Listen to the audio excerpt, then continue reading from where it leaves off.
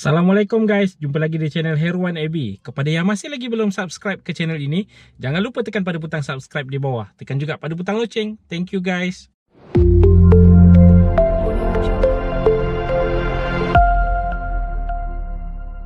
Menteri Kewangan Tengku Sri Zafrul baru saja membentangkan laporan laksana ke-12 pada minggu ini sebentar tadi. Antara topik yang dinanti-nanti adalah tarikh bayaran bagi bantuan sara hidup rakyat fasa ketiga dan juga tarikh bayaran bagi bantuan khas ibu tunggal serta OKU one-off RM300 yang dijanjikan di bawah penjanang. Tetapi, adakah kedua-dua maklumat tersebut dinyatakan di dalam laporan beliau? Jom kita saksikan laporan penuh daripada beliau sebentar tadi. Antara 26 Jun hingga 6 Julai, lebih kurang 30,000 penerima BPN telah menerima bayaran di cawangan-cawangan BSN seluruh negara. Ini membawa jumlah penerima BPN kepada 10.245 juta dengan keseluruhan bayaran BPN sebanyak 10.92 bilion ringgit. Ini mewakili tahap pelaksanaan pada 97.5%. Bayaran kumpulan rayuan BPN pula, penerima yang lulus telah dibayar mulai 24 Jun. Sehingga 6 Julai, 140,000 individu bujang dan isi rumah telah menerima bantuan BPN berjumlah 120 juta ringgit daripada peruntukan sebanyak 139 juta ringgit. Bagi perayu yang lulus tetapi masih belum menerima bayaran, mereka boleh berbuat demikian dengan hadir ke cawangan BSN seluruh negara sehingga 31 Disember 2020.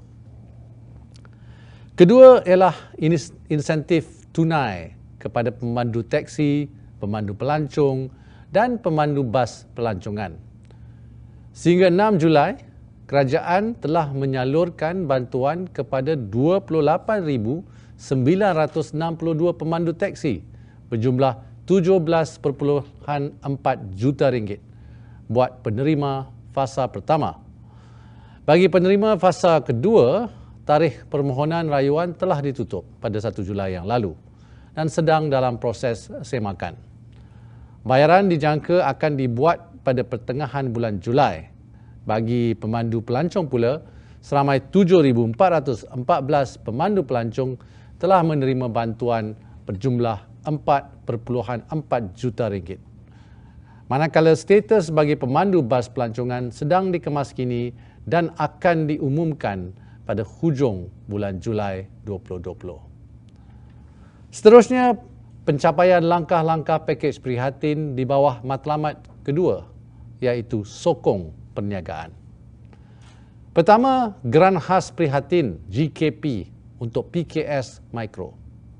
Setakat 6 Julai, jumlah keseluruhan GKP yang dibayar adalah bernilai lebih kurang 1.634 bilion ringgit dan ini telah memanfaatkan 544,632 PKS Mikro. Pembayaran kumpulan rayuan GKP bermula minggu lalu dan perkembangan terkini akan dimaklumkan minggu depan. Alhamdulillah, GKP ini telah dapat serba sedikit membantu golongan peniaga PKS Mikro dalam menghadapi suasana ekonomi mencabar.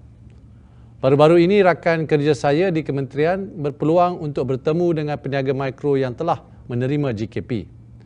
Izinkan saya berkongsi video pertemuan mereka.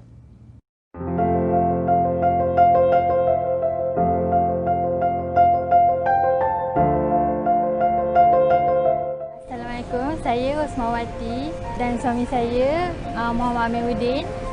Kami berasal daripada Selangor. Kami berniaga, peniaga kecil di Selangor dan nama gerai kami Best Couple Kitchen dekat SS 15 Subang Jaya. Kami mula berniaga 2014 dekat section 8 PJ. Tapi masa tu kami hanya menumpang dan menyewa, kami tak dapat gerai kat situ. Jadi kami berniaga selama 4 tahun. Dan kami pindah berniaga di tepi jalan dekat Taman Dato' Harun. semua bantuan daripada kerajaan kami apply. Alhamdulillah kami dapat BPN, bantuan penjaja Selangor, dan yang last ni grant untuk khas peniaga 3,000 kami juga dapat. Apa yang kami rancangkan sebelum ni untuk buka semula gerai di MPSJ ni, kami dapat laksanakan. Kami mula dengan modal 3,000, beli barang perniagaan dan komplitkan berniaga, dan Alhamdulillah kami dapat beroperasi mula Julai. Alhamdulillah lah, saya amat bersyukur lah sebab bantuan ni dapat bagi mana macam kami ni, kais pagi makan pagi, kais petang makan petang, berniaga baru ada duit, tak berniaga tak ada duit. Jadi dengan bantuan yang ada daripada kerajaan dapatlah membantu kami untuk menyara hidup. Terima kasih kami ucapkan pada kerajaan dan Kementerian Keuangan dan semua pihak-pihak yang memudahkan urusan kami. Kedua, program subsidi upah. Sehingga 6 Julai, sebanyak 7.15 bilion ringgit telah diluluskan bagi 310,622 majikan yang memanfaatkan lebih 2.48 juta pekerja. Pada minggu lalu, saya telah mengadakan lautan kerja rasmi ke Ibu Pejabat Perkeso untuk melihat pelaksanaan bantuan kepada majikan dan pekerja yang terkesan COVID-19. Perkeso adalah antara salah satu agensi pelaksana yang penting bagi langkah-langkah dan inisiatif di bawah pakej prihatin dan bencana. Antara langkah tersebut termasuk program subsidi upah dan subsidi upah ditambah baik, program pengekalan pekerja, insentif pengambilan pekerja dan juga program Penjana Kerjaya. Secara keseluruhannya, Perkeso diamanahkan dengan pelaksanaan peruntukan berjumlah 17 bilion ringgit sehingga ini. Saya juga telah mengadakan sesi dialog bersama dengan warga Perkeso dari seluruh Malaysia.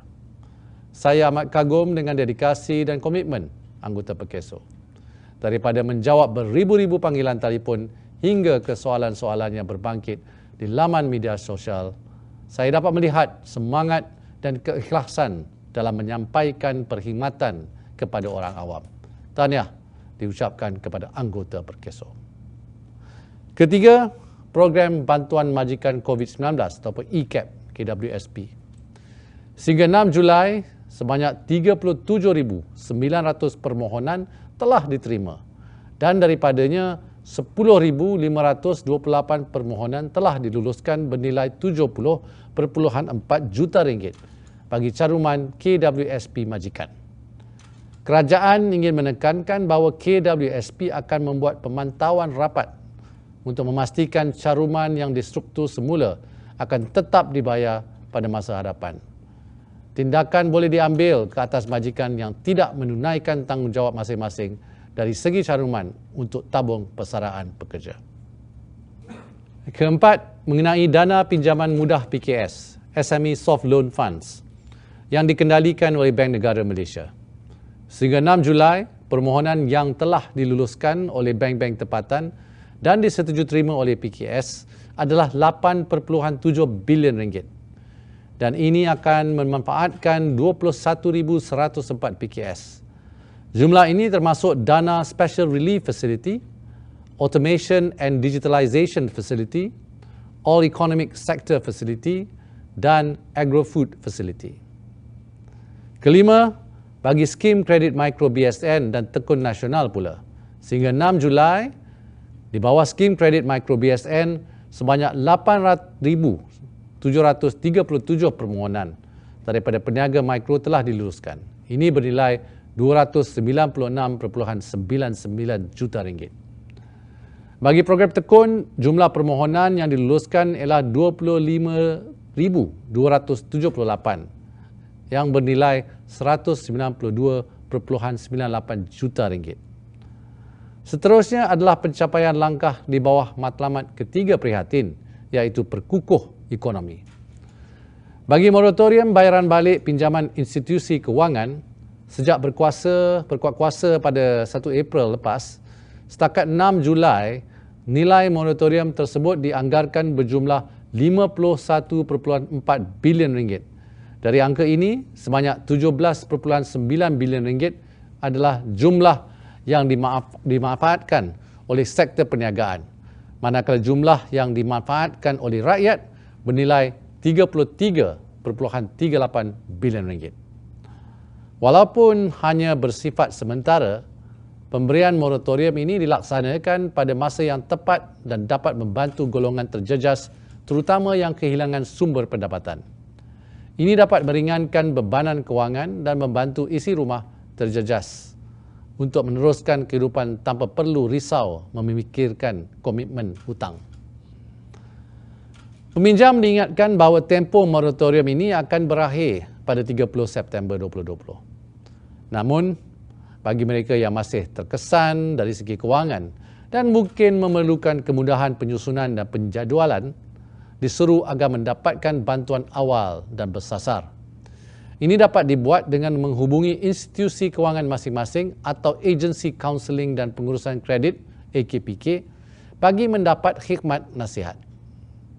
Kini, sudah lebih 3 bulan tempoh pelaksanaan sejak pakej prihatin diumumkan pada 27 Mac 2020 yang lalu. Ingin saya ingatkan bahawa ada langkah-langkah yang bersifat one-off dan ada yang dilaksanakan antara 3 hingga 6 bulan.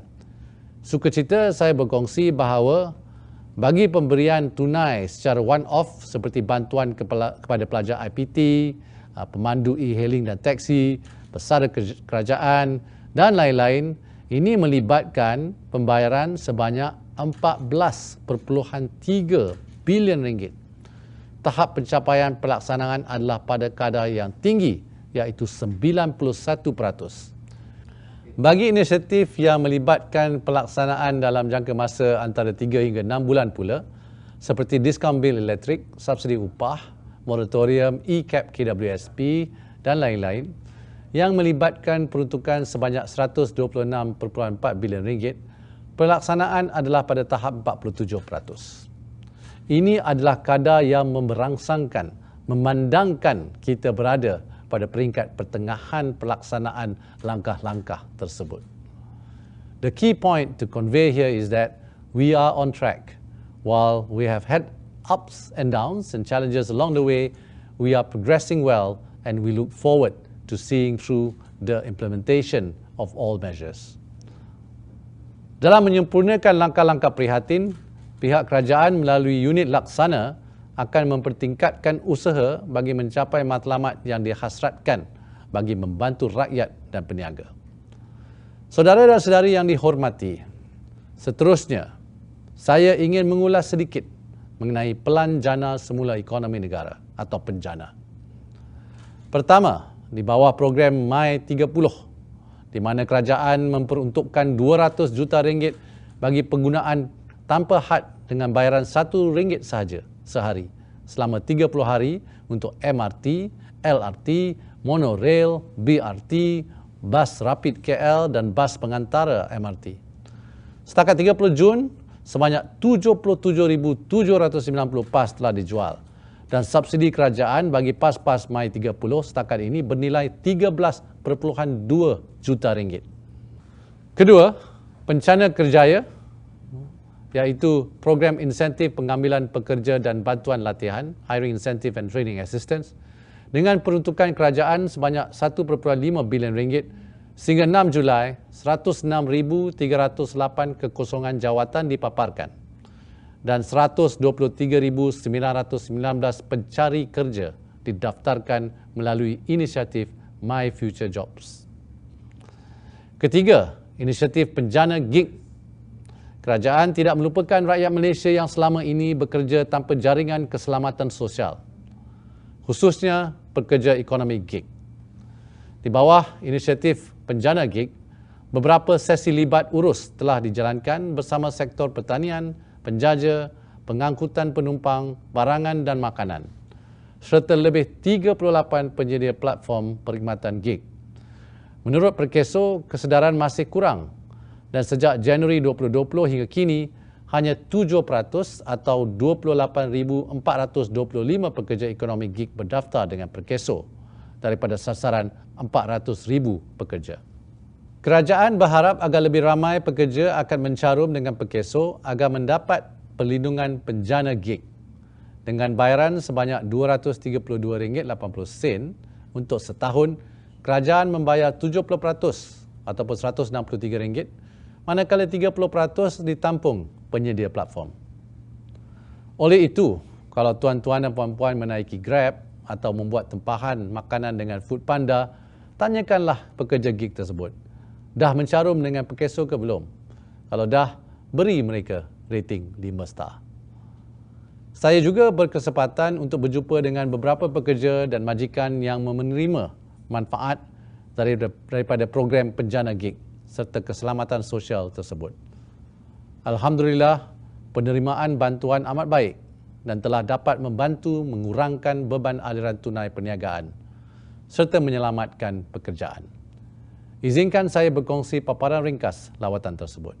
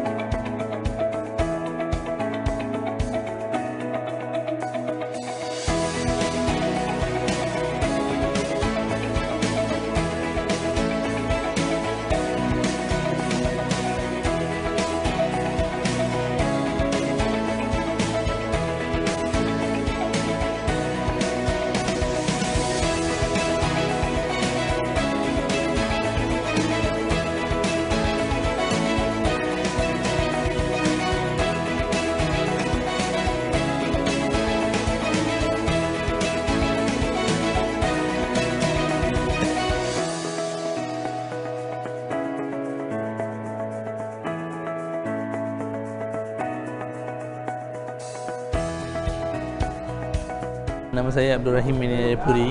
Saya telah terlibat dalam kemalangan time balik kerja 2017. And after then, sampai sekarang duduk rumah lah. So saya berterima kasih lah kerana dapat inisiatif penjana pekerja ni. Hi, my name is Francesca and I'm the co-founder of GoGet. As a platform that helps provide opportunities for gig workers, Penjana Gig program is relevant and very useful at protecting our workers. So this has been really good to keep their fears at bay when they're out on their jobs. They're able to definitely get security for their family and protection for their health. So it's a great program and we're really happy to partner with Penjana Gig program to bring protection to the workers. We feel that it's a very positive scheme. It's highly beneficial, specific to the riders that we have within Foodpanda. And we have around 30,000 riders who are contracted to us right now, all over Malaysia.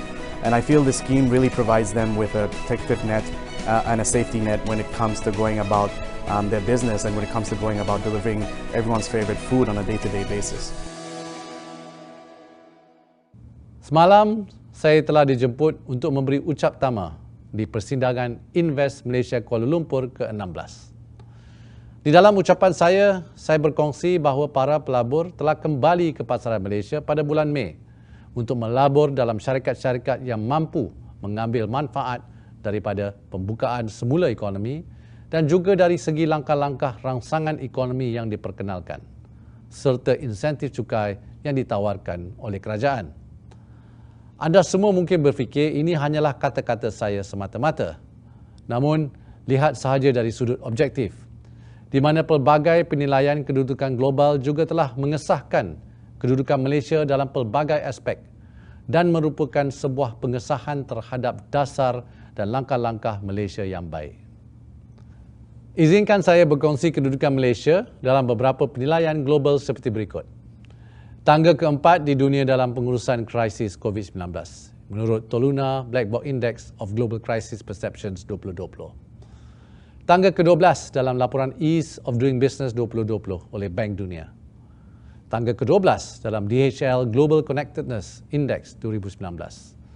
Tangga ke-26 dalam Global Talent Competitiveness Index 2020 dan tangga ke-27 dalam World Economic Forum 2019 Global Competitiveness Index. Daripada pencapaian kedudukan tersebut, pelaburan keseluruhan Malaysia yang diluluskan adalah bukti keberkesanan kita dalam memudahkan perniagaan atau ease of doing business. Pada tahun 2019, meskipun dengan latar belakang persekitaran ekonomi yang mencabar, Malaysia berjaya mencatat dan meluluskan pelaburan sebanyak 208 bilion ringgit. Daripada jumlah tersebut, pelaburan langsung asing ataupun FDI adalah sebanyak 40%, manakala selebihnya adalah daripada pelaburan langsung domestik. Jumlah ini menghasilkan lebih 5,000 projek dan dijangka akan mewujudkan lebih 120,000 peluang pekerjaan baru.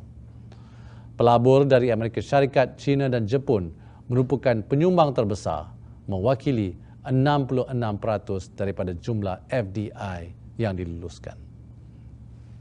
Terdapat ramai lagi pelabur yang teguh bertapak dan melabur di Malaysia. Ini mengesahkan daya saing dan daya tarikan Malaysia sebagai destinasi pelaburan. Saya ingin meyakinkan semua bahawa kerajaan tetap komited dalam menyokong pelabur asing, terutama mereka yang menambah nilai kepada teras ekonomi Malaysia di samping menjana peluang pekerjaan seperti memupuk bakat baru dan syarikat Malaysia untuk menjadi pemain global. Berlandaskan asas ekonomi dan institusi yang kukuh, insya-Allah Malaysia masih kekal. Ekosistem pasaran modal Malaysia juga dilengkapkan dengan pasaran kewangan yang dikawal selia dengan rapi. Memandang ke hadapan, komitmen kerajaan adalah untuk memastikan penyampaian perkhidmatan awam yang berkesan, tadbir urus yang lebih baik, pengurusan kewangan awam dan penyusunan semula sektor ekonomi untuk kelangsungan